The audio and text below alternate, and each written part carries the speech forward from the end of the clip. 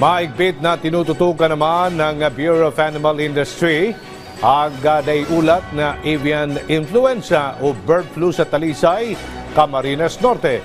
Ay sa BAI, ang naturang virus na naitala sa isang duck farm ay may variant na HPAI H5N2 at unang kasong naitala sa bansa at bird flu case sa naturang probinsya.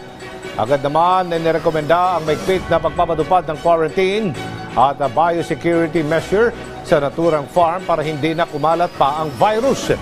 Nagpatupad na din ng culling operations hanggang sa 1 kilometer zone surveillance. Samantala, nagsasagawa na rin ng masusig investigasyon para matrace ang galaw ng mga ibon at matukoy kung may karagdagang banta pa nga ba ng bird flu. Sa ngayon ay activated na din ang command center sa Regional Field Office 5 para sa mga ipinatutupad o ipatutupad na operasyon.